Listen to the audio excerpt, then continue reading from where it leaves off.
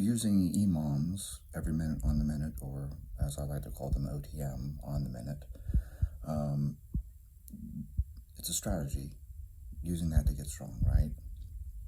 So here's a concept for people. What if you purposely undertrain? Now, I know that doesn't make sense because you really can't undertrain. Doing anything is something. It's kind of like I try to point out to people, like, what's your RPE on a warm-up set? And it's like, I don't know. If you squat the bar for 10, your RPE is less than 1 because you could probably do the bar for 100. But that doesn't mean that 10 reps with the bar has no effect at all, right? It's still something. You're accumulating some fatigue. And so you have to consider these things, right? So doing something is still more than 0.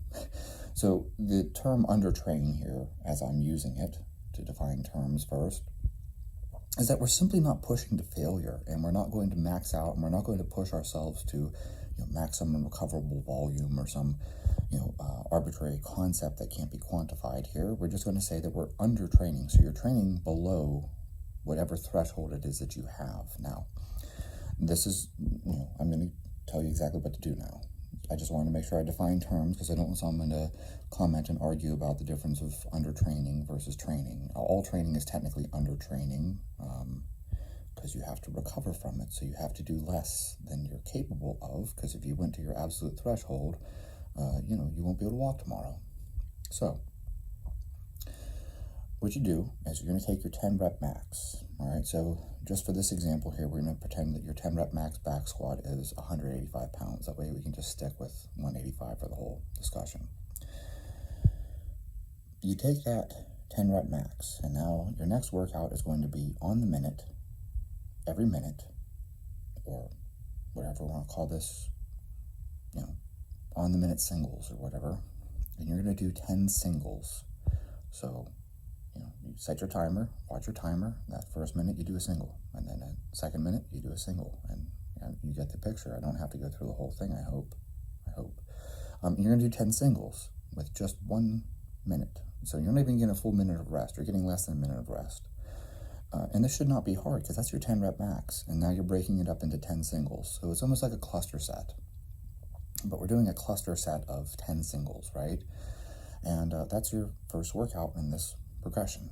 And then, maybe your next workout, let's add 20%, right? So we go to 12, and you're going to do 12 singles the next time.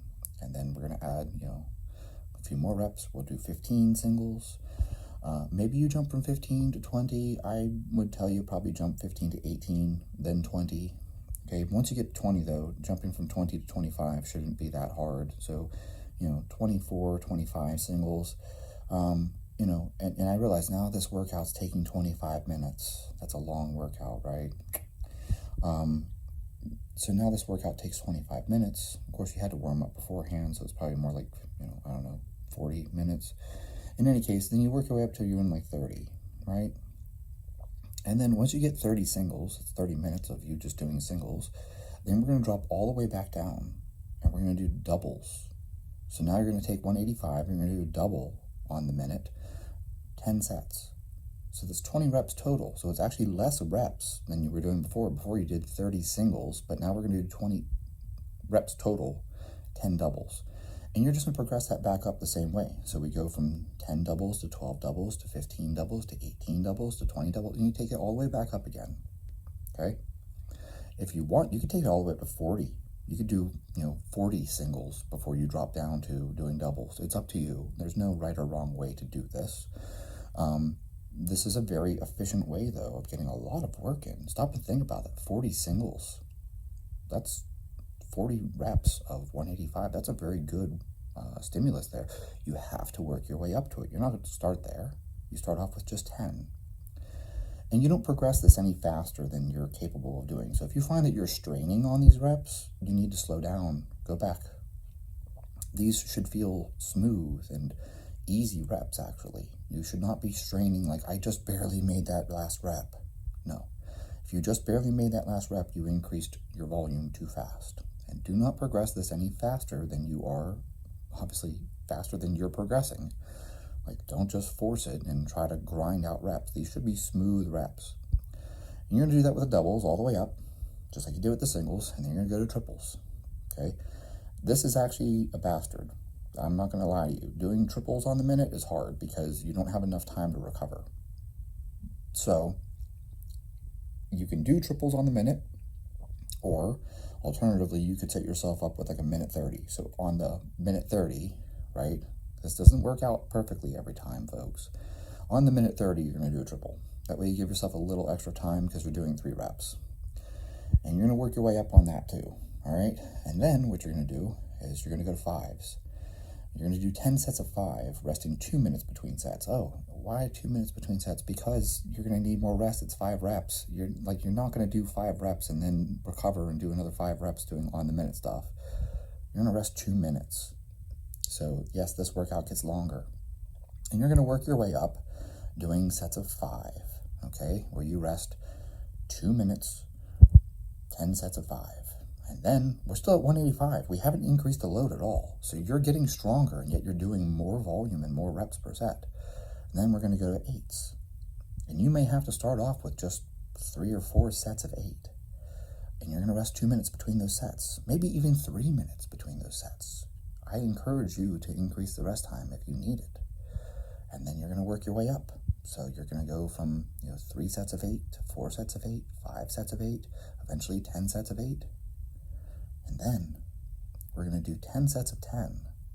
Yes, 10 sets of 10 is the end goal. And you're going to drop back down. You're going to do 3 sets of 10. You're going to do 4 sets of 10, 5 sets of 10. You're going to work your way up till you do 10 sets of 10.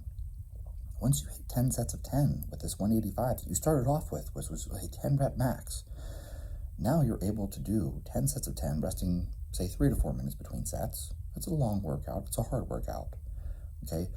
The reason you were able to get here, though, is because you undertrained initially. And so think of it like getting a run-up. Like if you wanted to push a car and you got a few feet back and then ran to hit the sled or the car or whatever and then started pushing it, right? You got this momentum built up. So you're going to undertrain on purpose and then build up the momentum till you get to that point, all right? I've used this strategy many times now, and I've done it, gosh, I don't know. I've actually lost count of the number of times I've done this, but I've done this strategy over and over again. And usually somewhere around 5 or 6 months is what it takes me to take a 10 rep max and turn it into 10 sets of 10.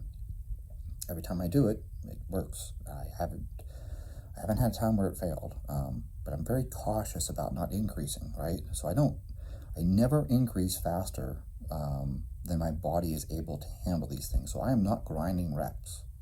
I am not hitting failure on any of these sets. And I'm not crippled to the point where I can't walk the next day, okay? So you shouldn't increase any faster than you can recover. And you could even say that you're probably still undertraining, even whenever you're doing 10 sets of 10, because that's probably, 50% of what you're actually capable of a 1 rep max, maybe 55%, something like that. The thing about this is that it's great for developing not only your conditioning, because a set of 10 is a hard set. Like, you're going to be breathing hard. Your heart rate's going to be up. But then you're also developing strength. And this works very, very well. And then after you finish this whole thing, then you want to move into a different program. I don't recommend you just keep doing this ad nauseum until you're doing 20 sets of 10 or some crazy thing like that. But I have done this multiple times. And usually, I don't know. I'm trying to think of a really good example of like huge progress, but this isn't huge progress. You just took your 10 rep max and then eventually you were able to do your 10 rep max for 10 sets, which to me is a huge increase in work capacity. And when I do this, I don't do a lot of other things. I might focus on just back squat and overhead press. That might be all that I do. Those are just those 2 lifts, and I hammer those as hard as I possibly can. And I don't try to increase my deadlift at the same time. I just try to maintain it, or my power clean. I don't try to increase it. I just try to maintain it while I'm building the squat and building the press.